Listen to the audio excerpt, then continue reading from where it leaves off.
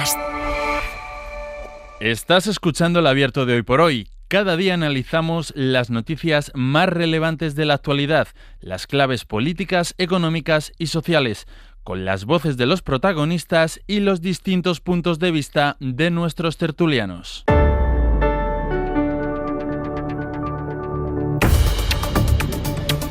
Vamos con el tiempo del abierto, momento para la reflexión, largo momento, hasta las 10 de la mañana, con Berna González Harbour. Hola Berna, muy buenos días. Muy buenos días, Pedro. Laura Iglesias, ¿qué tal? Buenos Pablo. días. En Barcelona, Carla Turró. Hola Carla, buen día, buenos días. ¿Qué tal? Muy buen día. Bueno, y como había comentado antes, quiero que saludemos a Pedro de Santiago. Él es portavoz de ACCEM, es la ONG que está encargada de la gestión del espacio de atención de Loma Margarita en Ceuta. Pedro de Santiago, muy buenos días. ¿Qué tal? Muy buenos días. Oye, antes de nada me gustaría preguntarle, por dejar descrito el marco, ¿no? Y que todos nos podamos situar, ¿cuántas personas hay ahora mismo acogidas en esas instalaciones? Pues ahora mismo hay acogidas unas 1.100 personas en Loma Margarita y todas de origen subsahariano. Quería preguntarle precisamente por el perfil. Entiendo que son en su mayoría hombres, que en su mayoría son jóvenes. Sí, son hombres, una edad que va de los 18 a los 35 años, más o menos, y ya, como hemos dicho, todos de origen subsahariano, sí. Ese campamento, esas instalaciones, ¿están ya al límite de su capacidad? Pues la verdad que correspondería al Ministerio de Inclusión, es quien asigna las plazas, es quien ha decidido el perfil que se aloja allí, entonces serían ellos los que deberían hacer esta valoración. Nosotros al final, con el espacio y con los recursos que tenemos, atendemos a las personas y en estos 5 días que llevamos trabajando ahí, la verdad que hemos pasado de cubrir necesidades muy básicas como la comida, un techo o un espacio propio como una cama, por ejemplo, a llegar a puntos ya de, por ejemplo, tener una zona para cargar móviles, tener también atención sanitaria gracias a la colaboración con Médicos del Mundo y Cruz Roja, y también empezar a colaborar con la Policía Nacional para empezar el proceso de triaje de estas personas. Claro, algo ya ha contado. Quería preguntarle cómo se empieza a trabajar en un espacio así, es decir, una vez llegan esas más de 1.000 personas, ¿cuáles son las primeras cosas que tienen que atender? Pues lo primero, desde lo más básico a cada vez cosas también básicas, pero menos acuciantes, ¿no? Entonces, al final, lo primero era que comiesen, o sea, poder garantizar que tuviesen 3 comidas al día, poder garantizar que cada uno tuviese asignada su cama, al final, que es su espacio personal. Y después de ahí, pues seguir cubriendo necesidades, pero vamos, entre otras cosas, creemos que lo fundamental es escuchar a estas personas, que se sientan escuchadas, escucharlas, porque cada una tiene problemas diferentes, ya sean problemas que pueden ser de índole sanitaria, porque tengan heridas, porque tengan, por ejemplo, una gastroenteritis, fiebre o procesos gripales, por ejemplo, y también pues tranquilizarles, decirles que te escuchamos, estáis aquí, tenéis unos referentes, que en este caso somos los trabajadores y trabajadoras de ACCEM que estamos aquí con vosotros, y sinceramente creemos que eso también ha ayudado mucho, el que se sientan escuchados, ¿no? Y que se sientan con dignidad. En términos de salud o de salud pública, usted ha mencionado ya algunos de los problemas que pueden presentar. En fin, sabe usted que hay un debate estos días, ¿no? sobre cómo están esas personas, si presentan alguna enfermedad o no. ¿Qué es lo que se han encontrado? ¿Cómo están ahora mismo estos hombres, estos jóvenes? Pues están relativamente bien dentro de lo que cabe. Es verdad que hay muchos que tienen heridas, pueden ser cortes, pueden ser lesiones como esguinces, pequeñas roturas, que necesitan un seguimiento, necesitan pues una atención y estamos encima de ello, estamos escuchando sus necesidades y también, pues gracias, como he dicho, a la colaboración con Médicos del Mundo y Cruz Roja, también ellos se quedan tranquilos si ven que hay una atención sanitaria, porque les inquietaba mucho pues que cosas pequeñas, como puede ser un corte, se alargasen el tiempo, un dolor de muelas, estamos hablando de migrañas, estamos hablando de cosas que nosotros mismos en nuestro día a día lo pasaríamos mal, nos inhabilitaría incluso para trabajar y parece que estamos minimizando procesos que la verdad que son muy, muy, muy dolorosos para ellos, como bueno, pues un dolor de muelas. Es que no me quiero imaginar lo complicado que tiene que ser vivir con ello tantos días. En términos de convivencia, ¿no?, entre las personas acogidas, no ha habido ningún problema de momento. La verdad que no, o sea, al final estamos gestionando un grupo humano de 1.100 personas en donde hay colas, por ejemplo, para cargar el móvil o donde hay colas, por ejemplo, para que le tomemos los datos y poder también establecer nosotros un listado de las personas que hay ahí. Y bueno, pues en una cola de repente puede haber uno que crea que uno va delante, el otro va detrás, este me ha guardado el sitio, pero al final son cosas muy pequeñas, muy menores. La convivencia es positiva, ha habido muy buena colaboración por parte de los usuarios desde el minuto uno, con la intención de entenderse con nosotros, con el equipo, de incluso echarnos un cable en la organización y en la gestión de los grupos humanos. O sea que no puedo decir más que cosas buenas de este grupo de personas. Ha apuntado también algo que yo creo que es relevante por el perfil de las personas que están acogidas en esas instalaciones. Seguro que no pocos van a solicitar o van a tener derecho a solicitar el asilo. Me ha parecido entenderle que decía que la policía ya ha empezado esos trámites. Sí, efectivamente, llevamos 2 días trabajando con la policía para que comience el proceso de triaje, que es así como se llama, y en este proceso, entre otras cosas, los que quieran pedir asilo lo pueden manifestar, que sería como el primer paso dentro de ese proceso de asilo. Estamos viendo perfiles de personas que vienen de países como Sudán, de países como Somalia, Eritrea, Etiopía, Chad, República Centroafricana, Mali, bueno, un montón más de países. La verdad que hay una cantidad enorme de orígenes, ¿no? Y muchos de ellos, viendo las tasas de reconocimiento de los procesos de protección internacional en España, pues se entiende que podrían optar a la protección internacional. ¿Cuáles son las preguntas o las inquietudes o las dudas más habituales que os están trasladando? Pues un poco de todo, la verdad. Pues sobre todo el tema de su situación administrativa es una cosa que les preocupa mucho. Es una cosa que desde el principio también, imagínense que han pasado, pues eso, muchos días sin poder hacer estas preguntas a nadie. Entonces, el hecho de que alguien ya les pueda decir sí, en algún momento, pues tendrás una entrevista individualizada en la que podrás manifestar todas tus vivencias, todas tus historias, podrás solicitar o pedir solicitar asilo. Es una cosa que les inquieta bastante, el tema de la situación administrativa, el ver que avanzan, ¿no? hacia alguna parte dentro de este limbo en el que estaban. Pues Pedro de Santiago, portavoz de AFCEM en esta organización que está gestionando, junto a otras, el espacio de atención de Loma. Margarita, gracias por habernos atendido esta mañana. Muchas gracias a vosotros. Gracias y buenos días. Bueno, yo creo, vamos, no es que lo crea, o sea, tengo la convicción, la firme convicción, Berna, de que es muy importante saber cuál es la situación en estas instalaciones, qué historias hay, cuáles son los perfiles de la gente que en este caso en Loma Margarita está, que son, por lo que nos ha dicho Pedro de Santiago, en su totalidad subsaharianos. Muchos, por lo que nos ha dicho, vienen de países en conflicto, de países en guerra, algunos, de países en situaciones terribles, por lo tanto, pueden ser, digamos, titulares del derecho de asilo y de convertirse en refugiados. Esto ya lo veremos, ¿no? Los procedimientos comienzan ahora. Pero yo creo que es relevante saber cómo se está produciendo la gestión, el trato y la convivencia en estas instalaciones. Sí, es ciertamente algo reconfortante, digamos, conocer los datos. O sea, todos hemos subrayado cómo esta crisis es de una envergadura brutal. Nunca habíamos vivido algo semejante de esta envergadura y abrir parcelas de conocimiento, de trato digno, de escuchar, como ha dicho. O sea, no solo ha hablado Pedro de Santiago de cuestiones básicas como la cama, el techo, una mínima atención sanitaria, sino de escuchar. Entonces, saber que 1.100 personas de todas estas que estaban deambulando por Ceuta en unas condiciones de insalubridad y de ajenas al Estado y a la ley, están ya en unas instalaciones regidas por esta organización y con un control de datos, de conocimiento, de su situación de amparo, bueno, pues tiene algo de reconfortante, ¿no?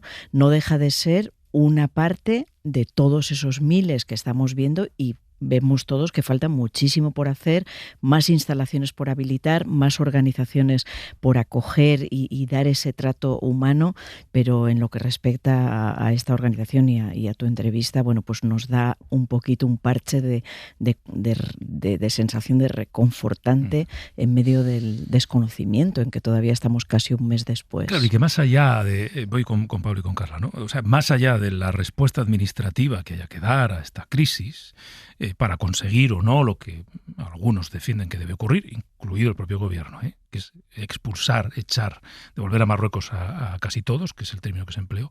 Más allá de eso hay una dimensión humana, ¿no? Es decir, nos lo decía Pedro de Santiago, algo tan básico como una persona con un fortísimo dolor de muelas, claro, ¿no? Es decir, algo tan reconocible por cualquiera de nosotros, ¿no? Pero una situación de, desvalimiento en un país que no es el tuyo, en una playa, malviviendo, ¿no? Un mínimo gesto, una mínima atención humanitaria. Pablo. Es que por encima incluso de un dolor de muelas está el poder dormir en una litera, que ya no es ni siquiera también una cama o un colchón, sino una litera de las militares, que es una tela y ya está, pero tienes tu cama y tu espacio donde sabes que puedes dormir, donde sabes que durante la noche no te va a pasar nada, porque no estás en medio de la calle. El poder simplemente tener esas 3 comidas al día, como nos decía Pedro, ¿no? Y tener lo básico, tener un aseo, etcétera, etcétera, es lo básico para luego poder acceder a lo demás.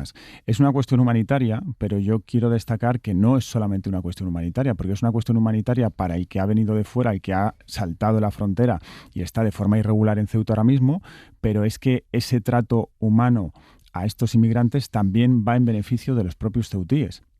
Porque ahora mismo, en vez de estar todos en la calle, hay 2 grupos bastante amplios que están en 2 campamentos. Esta gente ya está teniendo comida diaria que le está facilitando las ONGs. Eso significa que no tienen que andar deambulando por la calle en busca de comida, que no tienen que hacer otras cosas para conseguir comida, que pueden dormir en sitios seguros para ellos y en sitios seguros también para los propios ceutíes. Entonces, esta situación empieza a normalizarse para unos cuantos miles, pero hay otros cuantos miles que siguen en la misma situación desde hace 3 semanas. Yo creo que todos estamos esperando a que estos campamentos se amplíen, porque además hemos visto desde el primer día que hay espacio natural para poder colocar más tiendas, más camas en los 2 sitios. Sí. La ministra dijo que se iban a ampliar, que inicialmente, de hecho, el lunes pasado fue cuando la ministra anunció 1.500 plazas, y cuando se montó todo para el miércoles jueves ya dijo que eran 1.800. Entiendo que se están trasladando más medios a Ceuta para que a lo largo de esta semana esto pueda crecer, para que toda esa gente que todavía permanece ahí pueda ser atendida y que la situación de la ciudad de Ceuta pueda mejorarse un poco.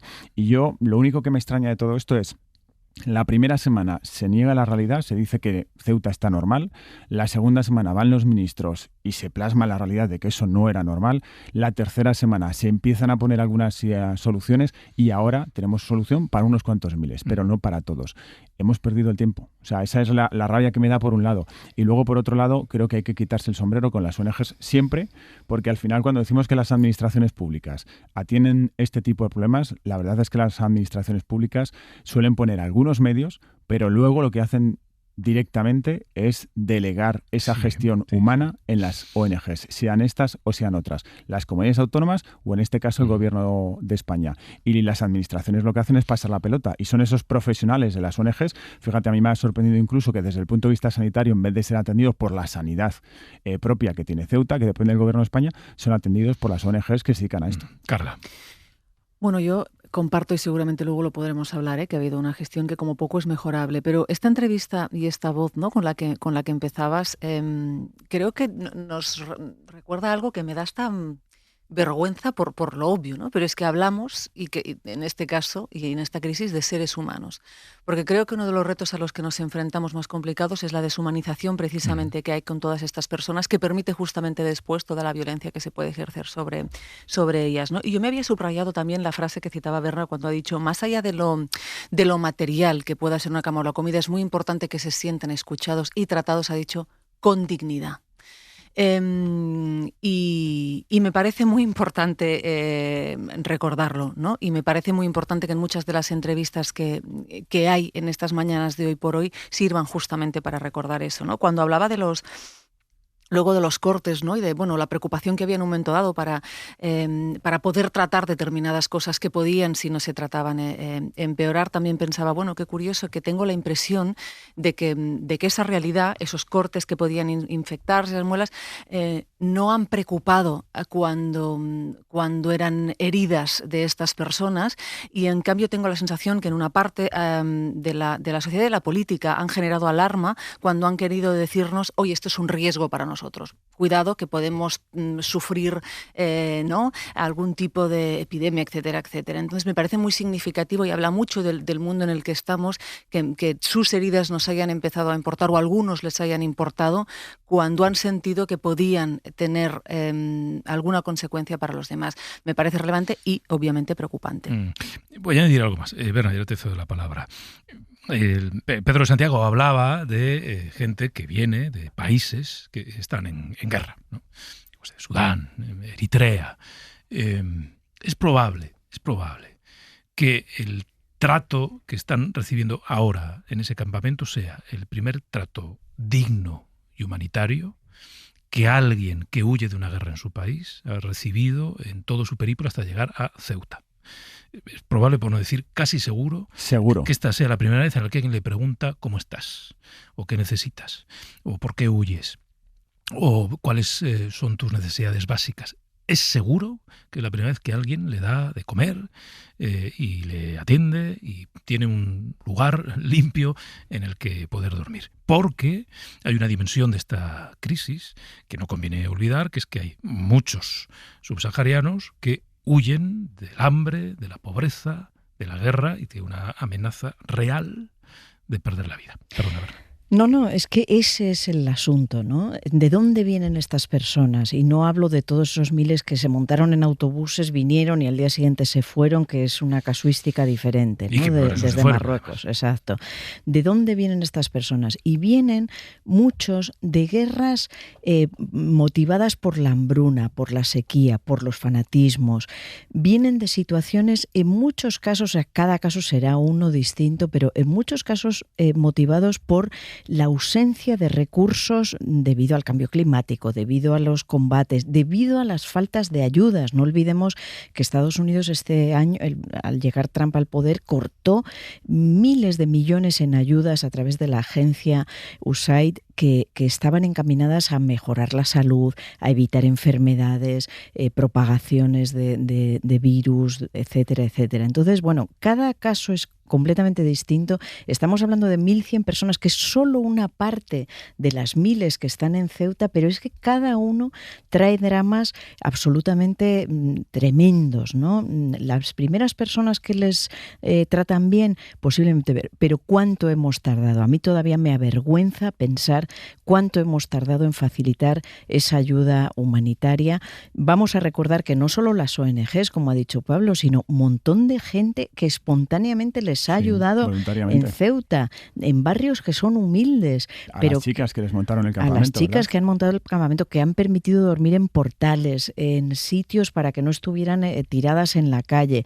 Es decir, vamos a recordar que hay muchas personas buenas en el camino, en ONGs o no en ONGs, espontáneamente han ayudado, y a mí me avergüenza como Estado, como ciudadana de este Estado, que hayamos tardado tanto en habilitar una instalación que es militar. O sea, ya lo dije el viernes, y no se puede culpar, como el Gobierno ha hecho a la comunidad de Ceuta, a las autoridades de Ceuta, de no facilitar los lugares. No, esto está, o sea, Pedro de Santiago está hablando de un lugar, la Loma Margarita, que está en una instalación militar. Por tanto, el recinto no dependía de él, dependía del Ministerio de Defensa. Entonces son demasiadas preguntas, demasiado retraso, demasiado tacaños que hemos sido desde el plano humanitario para abordar algo que, bueno, ya lo hemos hablado todo el mes, ¿no? O sea, hay planos políticos, planos geoestratégicos, pero hay un plano humanitario y hay un plano legal que se debe jugar con las reglas y herramientas que tenemos a nuestra disposición, y hoy por fin se está haciendo. Es que si lo vemos con perspectiva, da la sensación de que las 2 primeras semanas, hay declaraciones de ministros que avalan esto, el Gobierno esperaba que, igual que en las 48 horas iniciales salieron y volvieron a Marruecos decenas de miles de personas, que en las 2 semanas siguientes iba a pasar lo mismo con los demás. Y hasta que no pasan 15 días y se ve que se van a quedar porque la alternativa que ellos creen que tienen es mucho peor, pues entonces no se reacciona de, pues hay que hacer algo en Ceuta, porque esto no puede seguir así. Evidentemente esa es una realidad que parece bastante real, ¿no? Y hay una cuestión que yo creo que todos nos estamos preguntando efectivamente, que es por qué no se hace más desde el principio. Dentro de todo lo que nos contaba Pedro de Santiago, hay un aspecto que es el administrativo, es el menos humano, pero que al final un Estado tiene una prioridad que es administrativa, además de atender a las personas. En este caso es el filiarlos, el saber quiénes son, ese triaje que él comentaba, ¿no? Es evidente que ese triaje en la calle es muy complicado hacer. Claro, ir por la calle, ir poniendo pulseritas a uno y luego otro más allá y volvértelo a encontrar, etcétera, etcétera. Los campamentos facilitan mucho ese trabajo. Es evidente que cuando la semana pasada esto se pone en marcha, esto iba encaminado precisamente hacia ese triaje.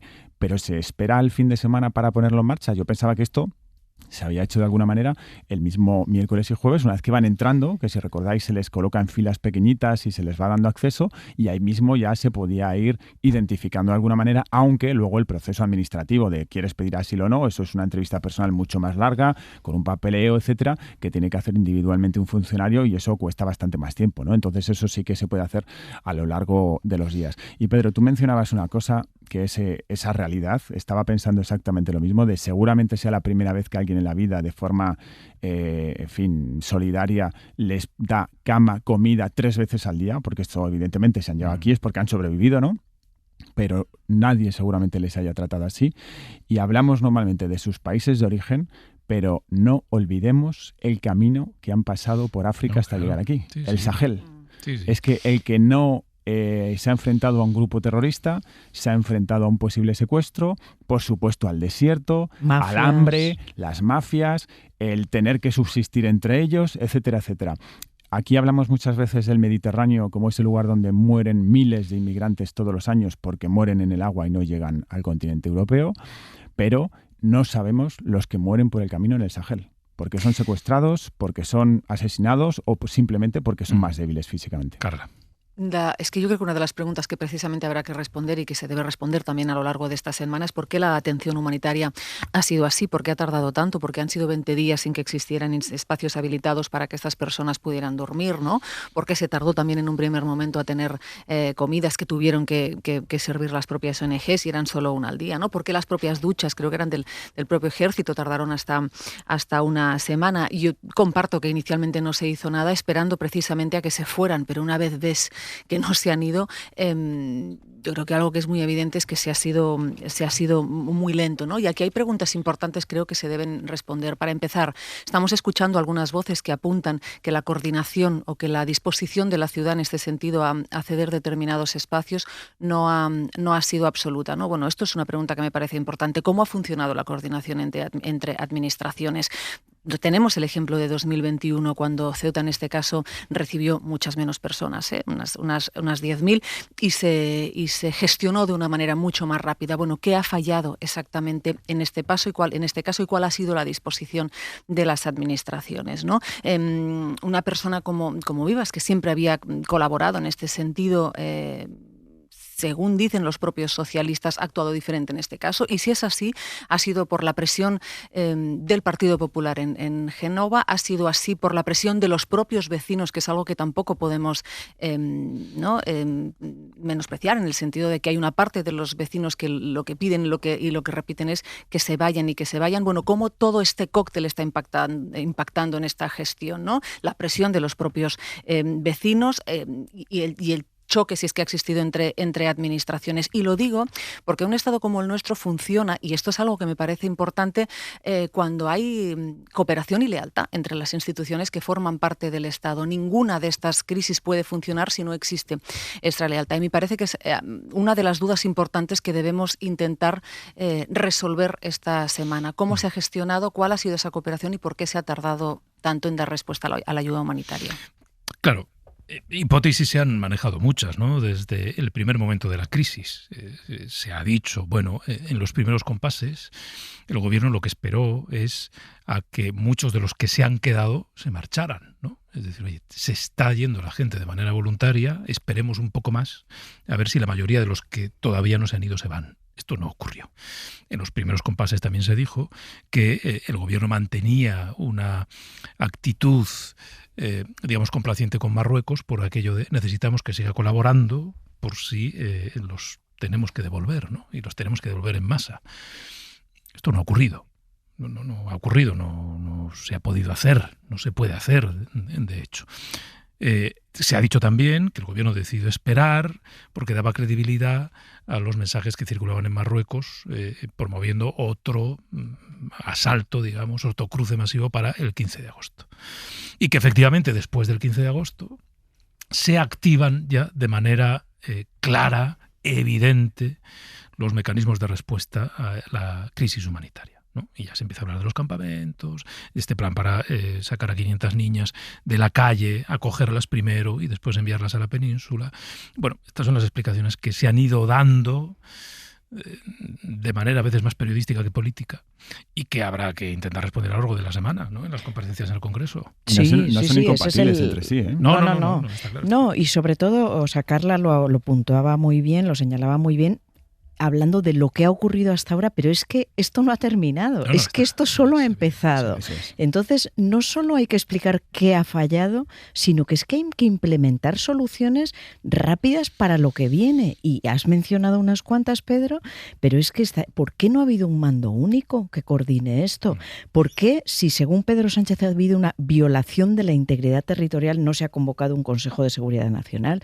¿Por qué no ha llamado a Feijóo, aunque Feijóo le haya criticado? ¿Por qué no ha llamado a Feijóo Pedro Sánchez para decir, oye, esto es una crisis de envergadura, tenemos que abordar cómo lo hacemos, etcétera? ¿Por qué no ha habido una estrategia coherente, sino que unos ministros hablaban de expulsar a todos hasta el último y otros ministros de acoger?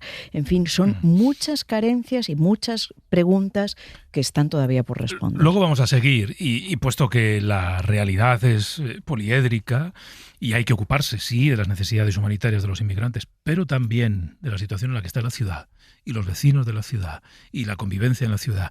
Después vamos a hablar, después de las 9, con un juez del juzgado de instrucción número 5 de Ceuta para que nos cuente cómo está impactando en los casos que ya estaban en marcha, las denuncias que les están llegando, de qué tipo son, cuál es la situación de seguridad o inseguridad en las calles. Y nada mejor que acudir a los juzgados, que es a donde llegan algunas de los incidentes o de las denuncias que se presentan. Después de las 9 hablamos con este juez.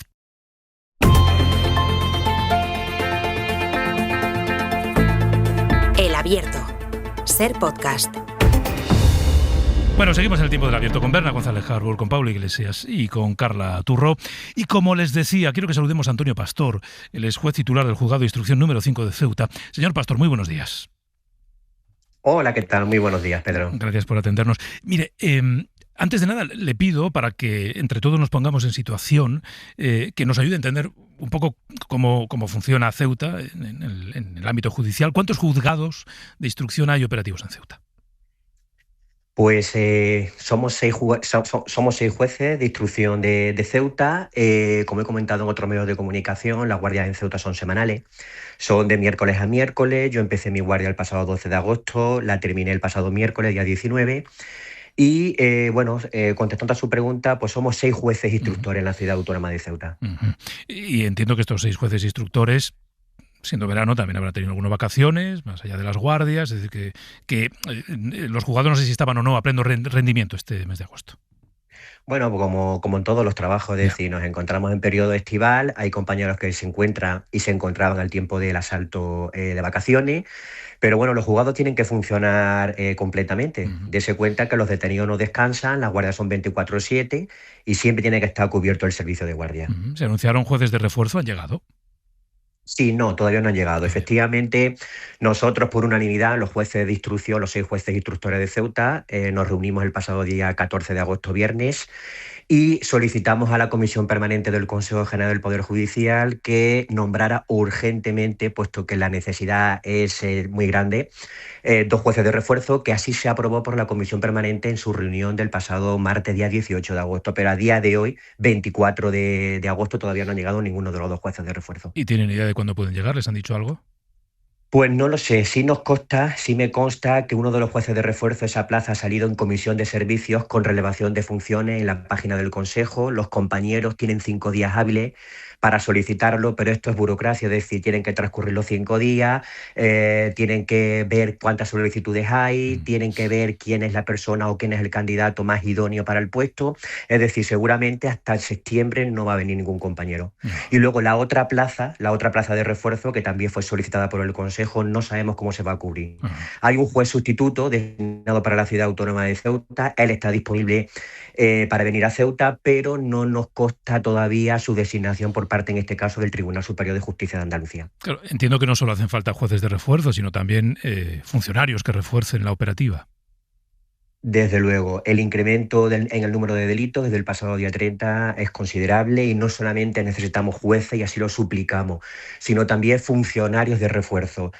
Quiero insistir, por favor, que los funcionarios que vengan para Ceuta y que también fueron aprobados por la Comisión Permanente del Consejo General del Poder Judicial sean, por favor, personal con formación, personal con experiencia y, sobre todo, que sepan manejar el programa de justicia. Eso es fundamental. No nos basta con funcionarios que sean designados de la bolsa, puesto que son gente, muchos de ellos sin formación, que no han trabajado nunca en justicia, y por tanto lo que necesitamos es que las personas que vengan a Ceuta de refuerzo a esos gestores, esos tramitadores, esos auxilios judiciales, por favor, sea gente con formación.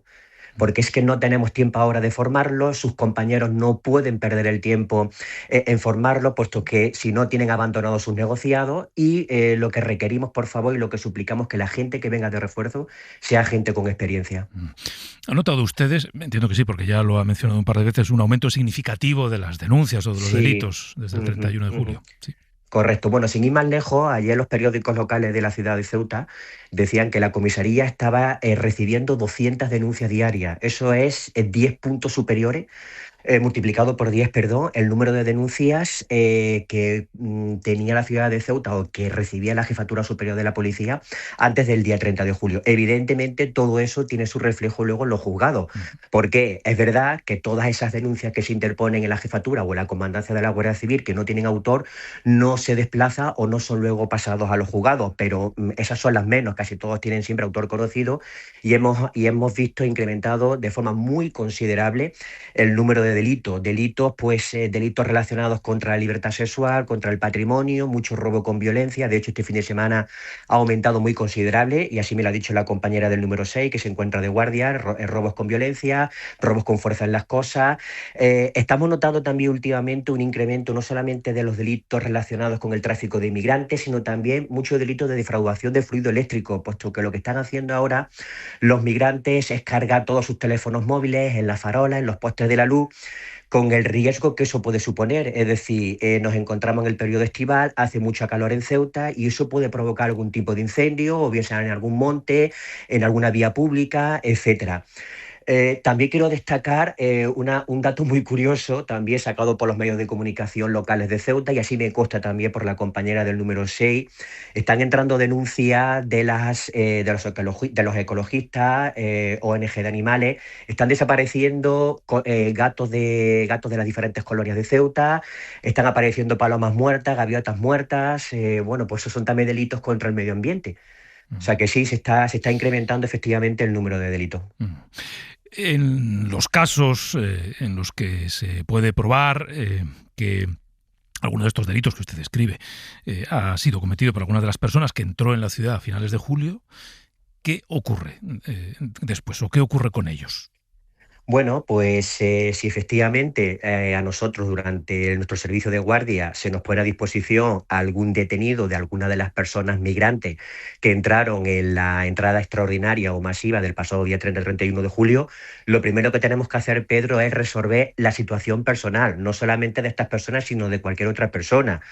¿Eso qué significa? Nosotros tenemos que adoptar dos decisiones. O bien lo ponemos en libertad con algún tipo de medida o no, o en caso de que efectivamente se demuestre que esta persona no tiene arraigo personal, laboral, familiar, económico, y no se demuestra por su defensa letrada y efectivamente hay indicios racionales de criminalidad de que haya podido cometer el hecho delictivo, pues nuestro ordenamiento jurídico, en el artículo 503 y siguiente de la Ley de Enjuiciamiento Criminal, prevé la medida de prisión provisional comunicada, que puede ser con o sin fianza. Normalmente se suele adoptar sin fianza, puesto que son personas que carecen de los recursos económicos, y con esto lo que se nos garantiza es que esta persona esté presente el día en que se vaya a celebrar el juicio.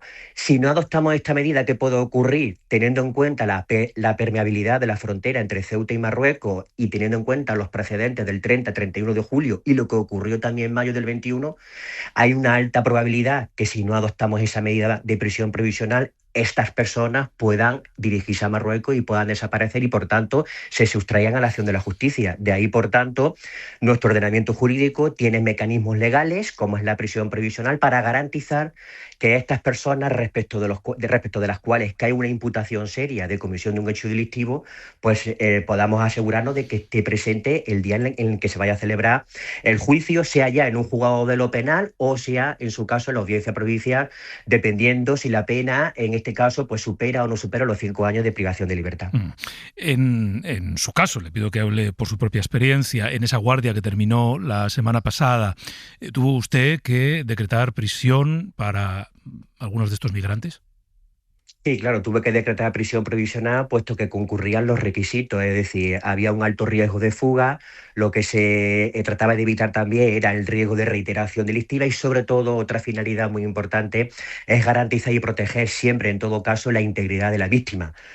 Nos encontramos sobre todo con víctimas vulnerables, muchas de ellas chicas, migrantes de origen marroquí, algunas de origen subsahariano, víctimas de delitos, muchas de ellas delitos sexuales, pero también víctimas entre las cuales se encuentra gente de la propia ciudad de Ceuta.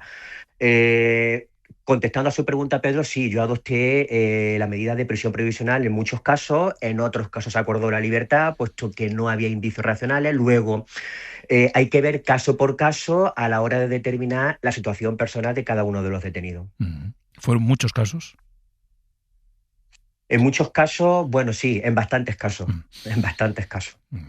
Entiendo, una última cosa, señor Pastor, que esta acumulación extraordinaria de casos que llegan a los juzgados de instrucción impacta, ¿no?, en la labor ordinaria que ustedes venían desarrollando antes del 30 de julio.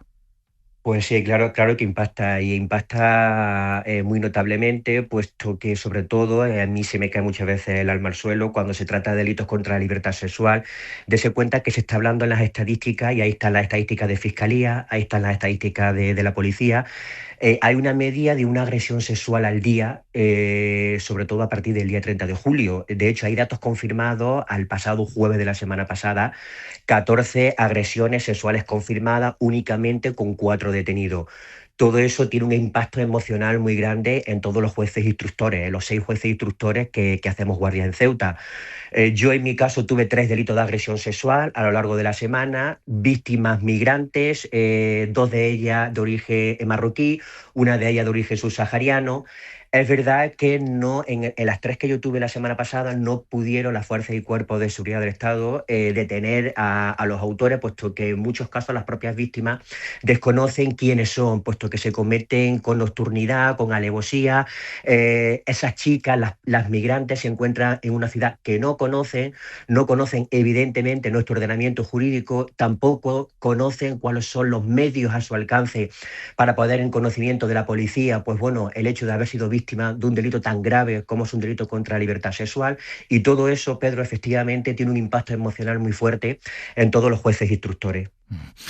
Antonio Pastor, juez titular del Juzgado de Instrucción número 5 de Ceuta. Gracias por habernos atendido y muy buenos días. Gracias a usted y a todos los oyentes de la cadena SER. Un saludo. Bueno, vamos a hacer una cosa. Vamos a parar un par de minutos, y así no os tengo que interrumpir en el análisis que hagáis de la descripción que nos acaba de hacer, y que forma parte de la compleja realidad en la que ahora está metida de lleno la ciudad de Ceuta, ¿no? Yo decía antes, no solo se trata de aportar esta mirada humanitaria al trato que deben recibir los migrantes, sino también de describir otras realidades que impactan directamente en el estado de ánimo de los vecinos y vecinas de Ceuta.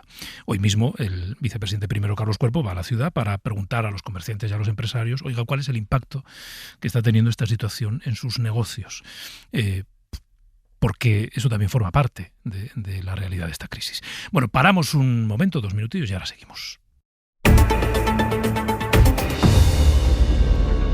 Esta vez voy a empezar por ti, Carla, a partir de la descripción que nos ha hecho de lo que está ocurriendo el titular del Juzgado de Instrucción número 5 de Ceuta. Al final, los juzgados, las comisarías y los juzgados también son una manera de medir cómo cambia la situación en una ciudad en la que no sabemos cuántas, entre 5.000 y 10.000 personas se quedan allí, de quienes entraron, ¿no? Y tardan 2, 3, casi 4 semanas en ser atendidas, una parte, no todas, en ser atendidas en instalaciones en las que hay las mínimas condiciones, ¿no? Bueno, pues cómo impacta en la vida de la ciudad. Hemos visto todos estos días quejas de los vecinos, protestas, preocupaciones, vecinas y vecinos de Ceuta expresando sus temores en los medios de comunicación. Bueno, una unidad de medida puede ser esta, Carla. Bueno, porque contribuye, y esto me parece también, ¿no?, importante, contribuye a la sensación de caos de alguna manera si tú no refuerzas con los medios necesarios, contribuye a la sensación de caos por parte de una población que puede comprobar cómo los servicios públicos, ya sea ir a la policía o ya sea ir a un hospital o a un ambulatorio, pues no dan al abasto, ¿no? Ha dicho varias cosas que me parecían importantes Antonio Pastor.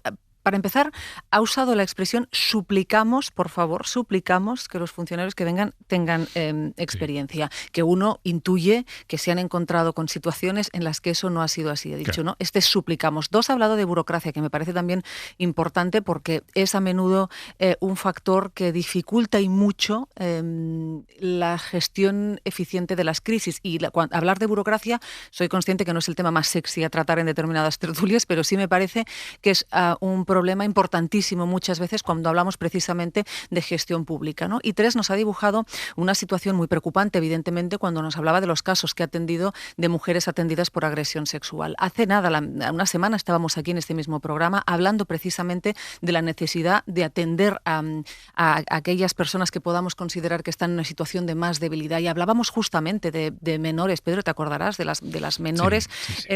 Que muchos expertos alertaban que podían ser víctimas de delitos o incluso víctimas de mafias, ¿no? Y la necesidad de una atención rápida, de un traslado, si era necesario, como se habló en el caso de las menores, a la península. Bueno, hay que ser evidentemente ágil con estas cuestiones porque hay que defender y proteger evidentemente a las víctimas, ¿no? Y yo lo decía al principio, me parece que eso es importante para no contribuir a la sensación de caos en la ciudad, porque si no lo que pasa es que tengo la sensación de que pueden pasar 2 cosas, ¿no? Uno, que se confundan los ejes del debate y las cuestiones, digamos, centrales a tratar en el caso de Ceuta, y no hay que confundir, creo, los temas centrales a tratar, y 2, incluso tentaciones de ser laxo con la ley, que lo hemos visto también en los últimos días, ¿no? Como si la ley fuera una especie, no sé, de recomendación moral que uno pudiera decidir aplicar o no aplicar, con lo cual me parece muy, muy, muy importante eso, que lleguen los refuerzos que tengan que llegar para no contribuir a esta sensación de caos por parte de la población. Es llamativo, que digamos, el Estado tarde, porque él nos decía, yo creo que el primer juez no va a llegar hasta septiembre. Claro, es que... Es llamativo que el Estado tarde, ¿no? La semana pasada contábamos cómo en los juzgados de Ceuta estaban trabajando con un traductor, un único traductor, que compartía los juzgados de instrucción con el resto de juzgados y que tenían que hacer encaje de bolillos para cuando necesitaban el traductor, ver si estaba disponible, llamarlo al juzgado de instrucción que esté de guardia para poder atender los casos que llegan, ¿no? Pues es muy llamativo, sí, es muy llamativo, Berna. Sí. Este se supone que es un estado importantísimo de la Unión Europea, cuarta economía, hablo de memoria, si no me equivoco, y estamos viéndole todas las costuras en todos los ámbitos. Hemos hablado del administrativo, del sanitario, por supuesto del político. Ahora mismo estamos hablando del judicial. Es decir, desde el 14 de agosto que pidieron refuerzos al Consejo General del Poder Judicial y aún no han llegado ni se espera todavía en los próximos días. Es clamoroso ver que somos tan incapaces de suplir una necesidad tan acuciante. Eso en lo que respecta a las costuras del Estado que hemos visto romperse, quebrarse o vulnerarse de alguna manera. Respecto a las denuncias en sí, hombre, pues francamente lo de los gatos y las palomas me llena de casi, no sé cómo llamarlo, sí, piedad, porque evidentemente no creo que estén torturando a unos animales, sino que los estarán comiendo, bueno, porque esa gente tiene que sobrevivir. Pero bueno, ¿hasta qué punto no sabemos? No hay cosas que se están diciendo que no son bulos también. Sí, no sabemos. Pero bueno, yendo a la violencia sexual, quiero recordar que en España cada año hay 5.200 denuncias por violaciones, por agresiones sexuales, 14 al día, más las que no se denuncian. O sea, el señor Antonio Pastor nos ha hablado de las denuncias que hay por agresión sexual, a saber, incluso las que no llegan a los juzgados, porque unas pobres chicas migrantes recién llegadas tal vez no se atreven o no saben a dónde acudir para denunciar. Y eso es resultado, o sea, primero hay que recordar, en España hay 5.200 al día, es decir, aún en los espacios bajo la ley tenemos esa crudísima realidad tan negativa. Pues, ¿qué vas a decir de un espacio donde miles de personas se estaban moviendo de una forma casi alegal, ilegal, sin registro, sin pautas, donde no existía el Estado en estos espacios de estas miles de personas en los primeros días? Entonces, por eso, más razón aún hay para acelerar toda contabilización, triaje, alojamiento, bueno, todo aquello de lo que hemos hablado en la primera parte del Abierto. Es fundamental que haya Estado, que haya ley y que, por tanto, se cierren todos los espacios de impunidad que se puedan albergar en estas situaciones de caos. Pablo. Hemos hablado en la primera parte del Abierto de la parte bonita, de lo que hacemos para atender a estas personas, y ahora pues nos toca hablar de la parte fea, ¿no? De la que hacemos nosotros mal también, pero de la que evidentemente le generan inmigrantes que entran de forma irregular. Porque recordemos que en la base de todo esto no está el que haya más personas en Ceuta, sino que hay una avalancha de personas en Ceuta que cruza la frontera de forma irregular, decenas de miles de personas, estamos hablando de 72.000, ha dicho el gobierno oficialmente, hablamos de unas 80.000 según las autoridades locales. Y de esas, unas 8.000, 10.000 personas se han quedado allí. Entonces, el aumento de la población es significativo. Y como decíamos al principio, es gente que no tenía dónde dormir. Muchos de ellos, la gran mayoría, siguen sin tener dónde dormir. No tienen para comer a diario y se tienen que buscar la vida. Y lo que nos contaba el juez, más de la mitad de los delitos o posibles delitos que nos contaba el juez seguramente tienen que ver con eso, con que no tienen sus necesidades básicas cubiertas y, igual que yo decía, han atravesado el Sahel y todo el centro de África sobreviviendo y buscándose la vida, pues cuando llegan a España siguen haciendo exactamente lo mismo. Y nos enfrentamos a una realidad que podemos querer no ver, que podemos querer extender el tamiz de que el inmigrante que viene a aportar, que es bueno, etcétera, etcétera. Pues sí, evidentemente, la mayoría quieren aportar, quieren trabajar y quieren ser buenos, pero cuando tú tienes que buscarte la vida, pues haces lo que sea para sobrevivir y para comer. Y si nosotros, que estamos en una situación comodísima y muy buena en nuestra vida y tenemos la suerte de estar en un país muy desarrollado, mañana nos vamos al centro de África y nos dejan tirados ahí en medio, tendríamos que hacer muchas de las cosas que hace esta gente para sobrevivir. Y si fuéramos con nuestra familia, todavía muchísimo más. Entonces, que entendamos y veamos ese contexto no quita para que podamos criticar y tengamos también que saber responder. Desde mi punto de vista, ¿dónde está la respuesta? Si hablamos, como dijo el presidente del gobierno cuando fue a Ceuta inmediatamente después de la crisis, de que esto es una violación y un ataque a la integridad española, esto significa que nosotros tenemos que saber responder. Y no es responder individualmente cada uno de nosotros, es el Estado el que tiene que responder. Si tú tienes un ataque a la integridad de España por decenas de miles de personas que tienes constatado, porque lo hemos visto todos, que han cruzado la frontera de forma irregular, lo natural, lo lógico es reaccionar como dijo el gobierno en los primeros días que iba a reaccionar, diciendo todos se vuelven para Marruecos y todos vuelven. Porque si no, además de lanzar un mal ejemplo o generar un efecto llamada, lo que estás provocando es que crezcan este tipo de problemas de los que estamos hablando ahora y que con detalle nos ha explicado el juez. Y luego, cuando tienes gente que ha entrado de forma irregular, no le puedes dar el mismo trato que a gente que ha entrado de forma legal. Cuando tienes gente que llega a España cruzando la frontera como sea, pero no lo sabemos, pues la propia manera de entender que no puedes culpar a alguien de hacer algo que no has visto, no tienes constatado, te obliga a atender a esa persona porque ya está aquí.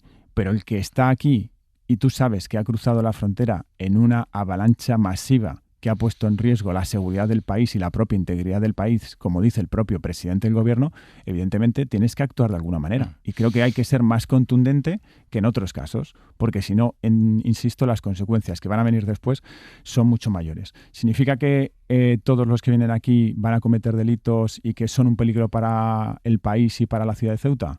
Pues mira, yo creo que ahí hay que ser bastante cauto y decir que no.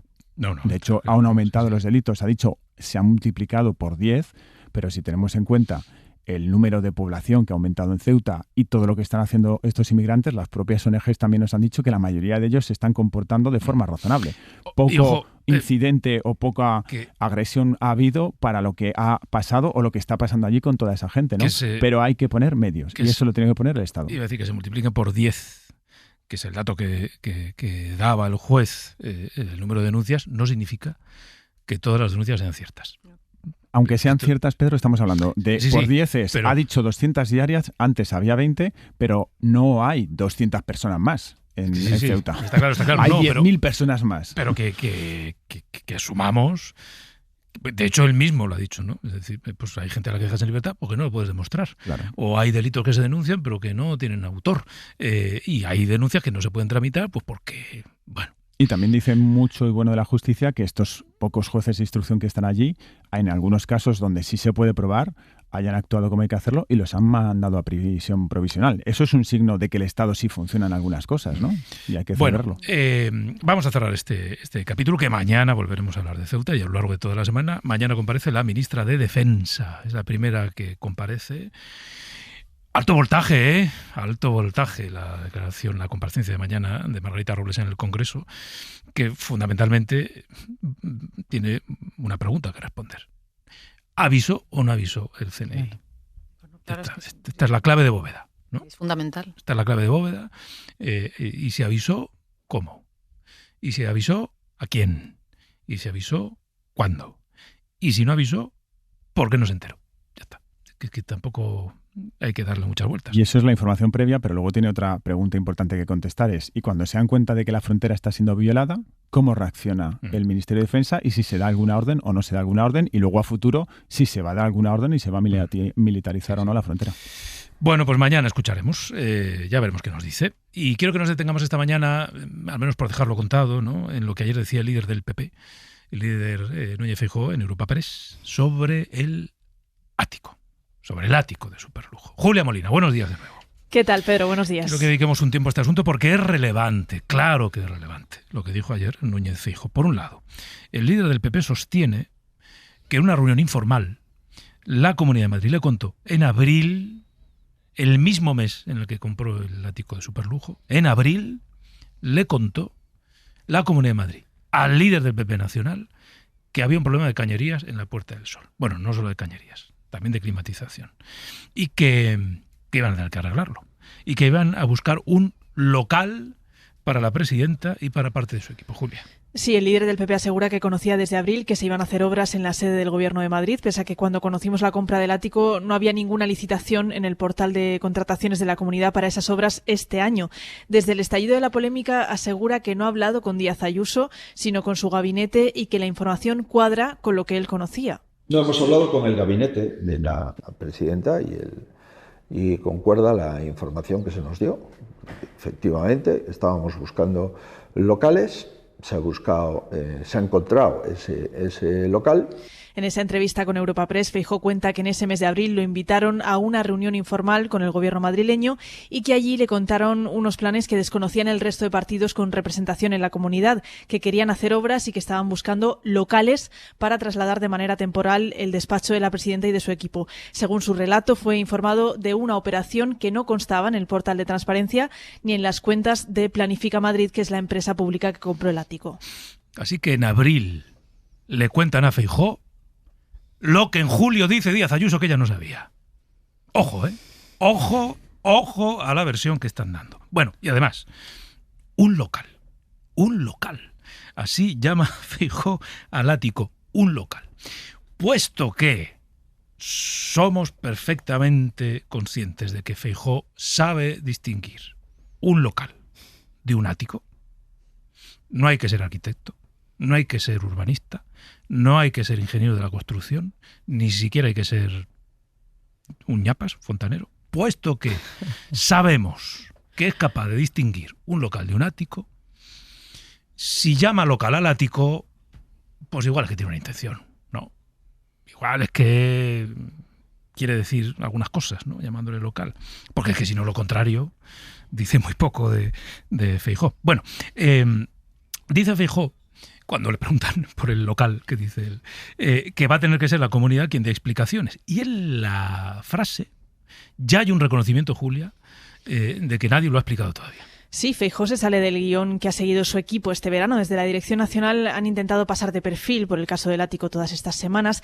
Remitían a las explicaciones de la comunidad, unas explicaciones que además creían suficientes. Yo me remito a las explicaciones que en ese sentido han dado desde el gobierno de la comunidad. Pues mire usted, yo no tengo nada más que añadir a las palabras de la presidenta Ayuso. Y desde la Comunidad de Madrid ya se han dado todas las explicaciones en esta cuestión. Nos parece que la presidenta de la Comunidad de Madrid, el gobierno de la Comunidad de Madrid ha dado las explicaciones oportunas. Y yo lo dije el otro día. Pero Feijóo reconoce ahora que hay unas explicaciones que todavía no se han dado, y es porque si buscaban un local para la presidenta, compraron una vivienda que no podía convertirse en oficina. Pues está claro que ese local parece ser, yo tampoco tengo una certificación, pero lo he leído en los medios, que no se puede destinar a oficina. Bueno, pues es evidente que Patrimonio de la Comunidad de Madrid tendrá que explicar por qué compra un local que no se puede destinar a oficina con el interés de que se ubique allí una oficina. El líder del PP señala Planifica Madrid, cuyo presidente es el consejero Miguel Ángel García Martín, hombre de confianza de Ayuso, aunque defiende que la comunidad ha dejado sin efectos esa decisión al ponerlo a la venta para destinar el dinero a otro asunto. En esta entrevista también le preguntan a Feijóo por la conveniencia de que los presidentes autonómicos tengan residencia oficial. Dice el líder del PP que le parece razonable y útil, que él la tuvo en Galicia para no causar, dice, una tensión innecesaria a sus vecinos por los inhibidores y la presencia constante de policía, una tensión que precisamente se habría dado en el ático de Madrid porque es un edificio de viviendas. Gracias, Julia. Hasta luego. Un local. Oye, entonces claro, si el ático era un local, fijo que vive en un taller.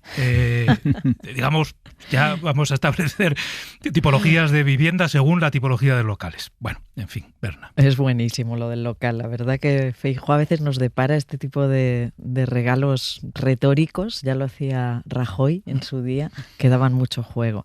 Bueno, pues qué suerte tiene Feijóo de haber tenido tanta información, ¿no? Sí, mucha más que la que hemos tenido los ciudadanos, los periodistas. Nadie sabía, conocía esos problemas de cañerías. Es llamativo que una presidenta los baños que la presidenta le traslade tanta información concreta sobre su local, sobre su y su necesidad. Sí.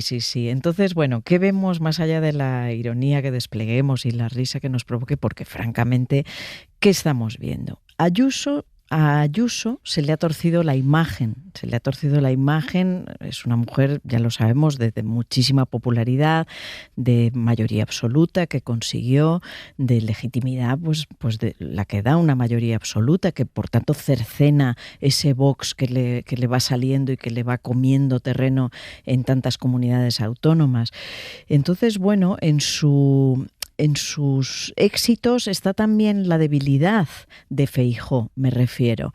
Y Feijóo aquí está en una postura muy incómoda, ¿no? Porque no olvidemos que Ayuso es la que le colocó, o sea, él llegó debido a la crisis que desató Ayuso con su antecesor, con Pablo Casado, le debe el puesto y a la vez está siempre a la sombra de esa gran popularidad de Ayuso, de esa gran mayoría absoluta que obtuvo, mientras Feijóo no ha sido capaz de obtener una mayoría de ese tipo, ¿no? Y no logra frenar la llegada de Vox. Entonces está en una posición muy complicada porque no puede criticarla abiertamente, no puede atacarla, pero a la vez tampoco le conviene estos remiendos que se van poniendo a un escándalo, porque es un escándalo que Ayuso, la Comunidad de Madrid, comprara ese ático con esa pretensión de convertirlo en lugar de reuniones, ¿no? Para recibir, cuando todos hemos visto lo que puede ser ese ático, que no es otra cosa que una vivienda, y no es un ático, no es un local, es un ático. Yo me imagino, voy contigo, Pablo, y luego con Carla, me imagino a Miguel Ángel Rodríguez el viernes pensando, bueno, pues ya está, asunto cerrado, ¿no? Se ha ido a vivir de alquiler a Puerta de Hierro, el ático lo hemos vendido. Lo hemos superado. Y aparece Feijóo. Diciendo, pues yo lo sabía desde abril. Entonces, crisis otra vez. Es que yo te confieso que no sé si yo no lo entiendo bien o es Feijóo el que no lo ha entendido, pero aquí hay un fallo claro de comunicación y de entendimiento. Bueno, es que es muy evidente. Imposible de entender. Pablo. Ya, pero cuando, todo el relato de explicaciones que ha dado la Comunidad de Madrid, es verdad que la Comunidad de Madrid ha dado multitud de explicaciones. O sea, cuando los compañeros de Ayuso salen a decir esto, tienen razón. Ahora, no ha sido la única explicación ni ha sido la misma explicación todo el tiempo. Entonces no puedes decir que ha quedado todo aclarado porque algunas de las explicaciones que han dado son contradictorias entre sí y han generado más lío que la propia aclaración o el origen del problema. Eso para empezar. Yo no me creo lo que creo que dice Feijóo. O sea, es imposible que alguien le dijera a Feijóo en abril que iban a comprar un ático para la presidenta Ayuso. Porque esto es lo que entendemos que está diciendo Feijóo, aunque él no dice eso. Es imposible que entendamos esto o que él quiera decir eso, porque si quiere decir eso es un error mayúsculo y es imposible que alguien se lo dijera, porque se supone que eso no estaba en marcha y luego si estaba en marcha demostraría que había una mala intención o una negligencia por parte de la Comunidad de Madrid desde el primer día. No creo que estuvieran en eso en aquel momento y, por supuesto, aunque estuvieran en eso, no creo que nadie se lo ha dicho a Feijóo. Lo que sí que me creo que le hayan dicho a Feijóo, porque esto sí lo sabemos hasta los periodistas, es el hecho de que la sede de la Puerta del Sol, que tuvo unas obras hace muchísimos años, hay cosas que no son del todo operativas y hay cosas que había que arreglar. Y eso sí que la Comunidad de Madrid hace tiempo que ha dicho que lo está haciendo, hay obras que ya se están haciendo y llegaba el momento de afrontar la zona del despacho de la presidenta. Entonces, en una reunión en abril o en mayo, por ejemplo, cuando se va a la Puerta del Sol con motivo de la fiesta de la comunidad, estando allí o en un despacho con la presidenta o con el gabinete de la presidenta, que alguien le ha dicho, pues nos vamos a mudar dentro de poco porque aquí hacemos obras, pues es una típica conversación que todos podemos tener cuando estás haciendo obras en tu casa o en tu oficina y lo comentas, ¿no? Y entonces lo comentas así. Ahora, de ahí a decir, nos vamos a ir a un local, vale, pero nos vamos a ir a un ático, no puede ser. Y luego, que ese local se convierta en un ático es lo que la Comunidad de Madrid tiene que explicar. Claro. Sobre todo cuando ese ático luego no puede ser un sitio para trabajar oficialmente. Carla. Bueno, a mí no me parece incompatible, al menos en términos de comunicación ahora a la hora de contarlo, que alguien le dijera a Feijóo en abril que tenían que unos cuantos irse, digamos, de Sol porque había obras. Ayuso no ha dicho que ya no supiera que tenía que irse o que podían irse un tiempo por obras. Lo que ella siempre ha dicho es que no conocía nada del ático, ¿no? A mí me parece muy importante que Feijóo haya usado la palabra local. De hecho, la tenía aquí subrayada justamente también, Pedro, porque me parece que de alguna manera, justamente por la situación incómoda en la que está, creo que hay un cierto equilibrio, ¿no? En el sentido que de alguna manera él le compra una parte del discurso a Ayuso cuando habla de un local, le viene, ¿no? Y esta idea de que esto es un error de patrimonio por haber comprado un ático, ¿no? Para que fueran oficinas, pero al mismo tiempo también en esta frase de, bueno, tendrá que ser patrimonio, que dé explicaciones, de alguna manera él también se está tomando distancia de todo este asunto, ¿no? Patrimonio de la Comunidad de Madrid es quien tiene que dar explicaciones. Yo creo que el problema que hay en este caso es que me da la sensación de que no se puede explicar. Es decir, bueno, no lo sé, veremos. Todavía no sabemos exactamente quién ordenó la compra, tampoco, ¿no?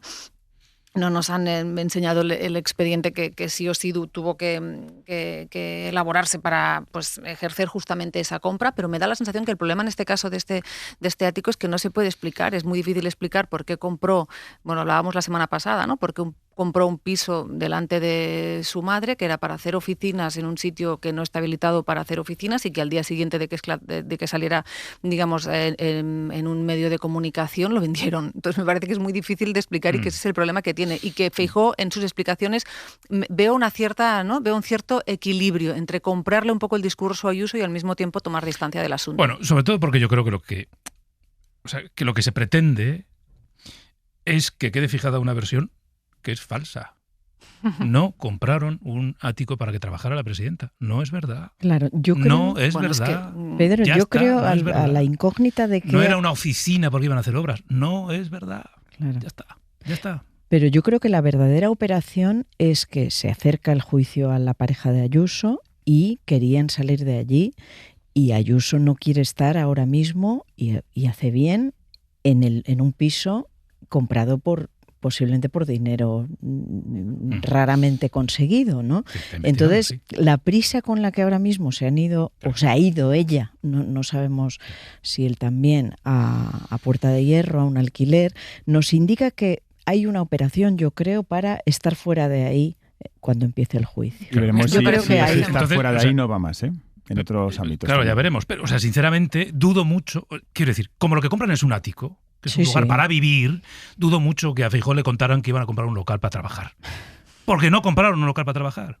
Claro. Porque no compraron un local para trabajar, compraron un ático para vivir. Anda que no hay locales. O sea, a Feijóo le pueden decir, nos vamos a mudar temporalmente, y eso es viable. Ahora, que claro, por detrás, que además ni siquiera lo hace Patrimonio de la Comunidad de Madrid, lo hace una empresa de la Comunidad de Madrid que compre el ático, porque cuando Feijóo habla de patrimonio precisamente, yo creo que le traiciona el subconsciente y le traiciona el conocimiento que él sí tiene de cómo funciona la administración. Pero es que Patrimonio de la Comunidad de Madrid no puede dar explicaciones porque, como ha dicho la Comunidad de Madrid, esto no lo hace Patrimonio, no va por el cauce oficial, va a través de una empresa para simplificar, para que no nos enteremos directamente y para que también lo puedan hacer más rápido. Dejadme, perdona, Carla, que es que estoy ya fuera de tiempo y quiero saludar a Laura Gutiérrez. Hola, Laura, buenos días. ¿Qué tal, Pedro? ¿Cómo estás? Porque queremos aportar un dato que describe una realidad. Sigue aumentando el dinero que las familias tienen que pedir prestado a los bancos para que sus hijas y sus hijos puedan estudiar en la universidad. Sí, en 2023 el 13,4% de los créditos que se solicitaron a los bancos fueron para financiar estudios, en 2024 el 13,6%, el año pasado 13,8% y este 2026 se ha vuelto a crecer ese porcentaje, está en el 14,2% según los datos de la Asociación de Usuarios Financieros ASUFIN que estamos contando hoy en la SER. Esto significa que se han pedido 870.000 créditos para financiar estudios universitarios y ese 14% es la media porque hay 6 comunidades donde el porcentaje es más alto, sobre todo Cataluña y Madrid, donde supera el 17%. Si tenemos en cuenta que en España hay algo más de 1.800.000 estudiantes universitarios, si hay 870.000 que piden un crédito, estamos hablando de más de un 40% de alumnos que necesitan financiación, contando con la salvedad de aquellos que ya son graduados y que necesitan ese dinero para ampliar sus estudios. La cuantía de los créditos varía mucho en función de lo que estudiemos. Si es para un grado, se suelen conceder entre 6.000 y 9.000 euros por curso, con un tipo de interés que no llega a las 2 cifras. La cuota se queda en torno a los 400 euros al mes si se financia 18 meses. Otra cosa es el máster. Aquí el préstamo puede llegar a los 30.000 euros y cambia el perfil de quienes lo piden. Antonio Gallardo es el director de estudios de ASUFIM. Y en estos casos sí que vemos que cambia quien lo solicita, ¿no? Porque beneficiándose, por ejemplo, con periodos de carencia o amortizaciones que son largas de los préstamos, lo suele ser ya un estudiante que ya tiene unos estudios, incluso en algunos casos tiene un trabajo y que elige esa formación para mejorar profesionalmente. Es decir, que se endeudan las familias, pero también los propios estudiantes. Que saludemos a Marta Gómez, es directora de Relaciones Institucionales de la Coordinadora de Representantes de Estudiantes de Universidades Públicas. Marta Gómez, buenos días. Hola, buenos días. ¿Qué tal, Pedro? Gracias por atendernos. Oye, en vuestra opinión, ¿qué factores explican que año tras año aumente el número de créditos y de familias que se endeudan para poder estudiar una carrera? A ver, para nosotros los dos más importantes son bastante lógicos, ¿vale? El primero es, obviamente, pues que generalizadamente han crecido los precios de estudiar. Por ejemplo, estábamos hablando todos los años de cómo aumenta día a día el precio de la vivienda y cómo eso hace que haya estudiantes que puedan estudiar la carrera que quieren o no, depende del territorio en el que vivan o no. Entonces ese puede ser un factor, ¿no? La generalización de la subida de precios y cómo pues a veces eso sí te puede llevar a pedir un préstamo. Pero probablemente ese sea el menor de los casos si es que existe. El mayor para nosotros sí es cierto que además cuando lo hablamos, que es cuando hablamos de la privatización del sistema universitario, para nosotros un factor directo o una consecuencia directa de esta privatización es la pedida de microcréditos o la pedida de préstamos.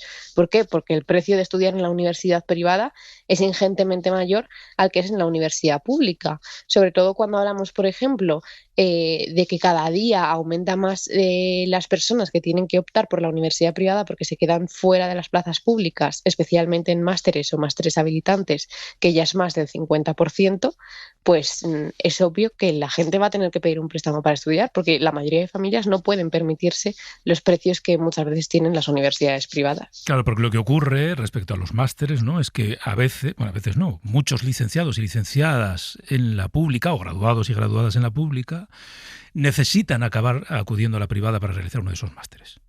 Sí, completamente. Es el mayor problema que vemos nosotros. Al final, sobre todo en la cuestión de los másteres habilitantes, las plazas en la universidad pública son muy pocas para los graduados de las carreras que requieren másteres habilitantes, lo que hace que actualmente esté la oferta de másteres privados creo que en un más de 50%. Al final te abocas, es casi una trampa, ¿no? Tú estudias, por ejemplo, Derecho, pero quieres ser abogado y probablemente en tu universidad las plazas para máster de abogacía son ínfimas respecto a las personas que han estudiado el grado, lo que hace que te vayas a la oferta privada, que obviamente hay a tutiplén, solo hace falta que tengas el dinero suficiente para pagarlo, y quien no lo tenga, pues se endeuda, o a lo mejor tendrá que tirar de un familiar o trabajar a jornada completa mientras estudia el máster. ¿Y esto se podría limitar de alguna manera? No sé si vosotros habéis realizado algún tipo de propuesta para que haya algún tipo de tope, no sé si a las tasas, al precio del crédito en un máster. A ver, nosotros tenemos varias propuestas, sobre todo ahora enfocado en la privatización del propio sistema, ¿no? Las primeras, obviamente, en cuanto al sistema público, que es donde mayor se puede regular, es obviamente los topes o la bajada de los precios, sobre todo de los másteres no habilitantes, porque los habilitantes ya están más están adecuados a los grados, aunque sí es verdad que las segundas, terceras y cuartas matrículas no, que es una cuestión que obviamente también deberíamos rebajar. Pero sobre todo cuando este problema va más en cuanto a los másteres privados, y entendiendo que mayoritariamente no se puede poner un tope a los precios de los másteres privados porque funciona con una lógica obviamente de beneficio, la solución es aumentar las plazas de la universidad pública, ¿no? Y aumentar las plazas de los másteres públicos y de los grados públicos. ¿Y cómo se hace esto? Se hace a través de una financiación óptima y mucho mejor del sistema universitario público que actualmente las comunidades autónomas no están haciendo. De hecho, me parecía interesante cuando hablabais de una de las comunidades autónomas donde más se piden microcréditos es en la Comunidad de Madrid. Sí. Pues, ¿dónde están recogidas la mayoría de universidades privadas de toda España? En la Comunidad de Madrid. ¿Y dónde está peor financiada la universidad pública? Pues también en la Comunidad de Madrid, ¿no? Y podríamos hacerlo con el resto de las comunidades autónomas, aunque esta sea pues la que antes te viene a la cabeza. Entonces, pues va un poco de eso, ¿no? De financiar de verdad la educación pública para que cualquiera irse un máster público o un grado público y entrar en esta oferta privada y por tanto pedir un préstamo. Estamos teniendo algún corte en la comunicación, pero queríamos sumar vuestra opinión como representantes de los estudiantes de las universidades públicas. Marta Gómez, gracias por habernos atendido esta mañana. Muchísimas gracias a vosotros por invitarnos. Gracias.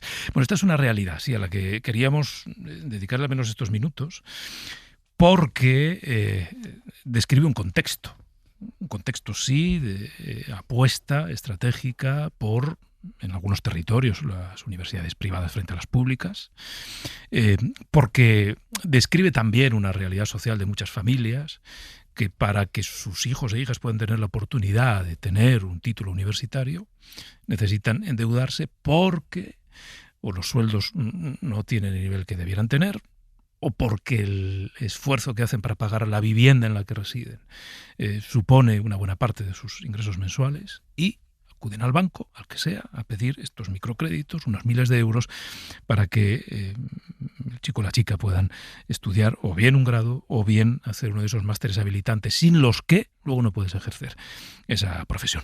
Bueno, Berna, Pablo, Carla, muchas gracias. Gracias, un placer, Pedro. por el verano. Gracias a ti, que ha sido maravilloso. Ha sido un placer. Un abrazo. Venga, seguimos.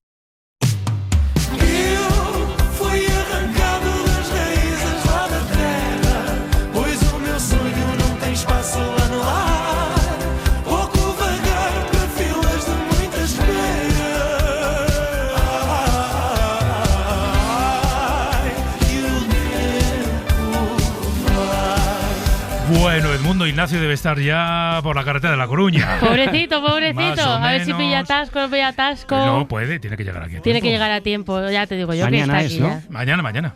Mañana estará Edmundo Ignacio, que canta esta sintonía con nosotros. Si no, pedimos que le abran camino.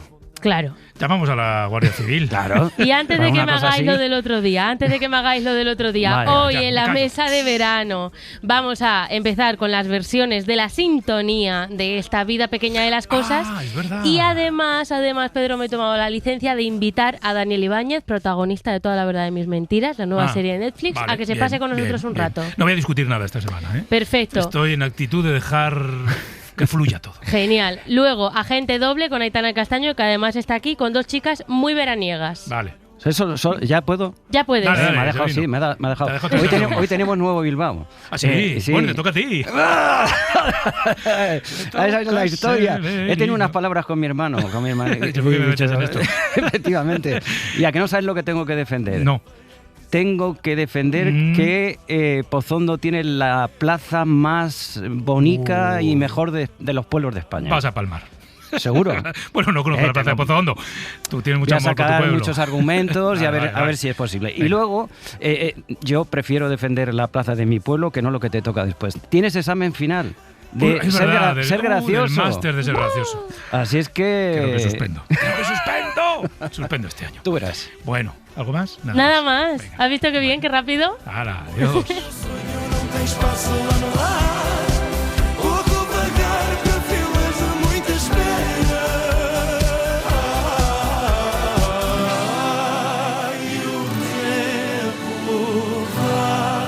Deixei no sul a minha mãe, o sonho não ficar.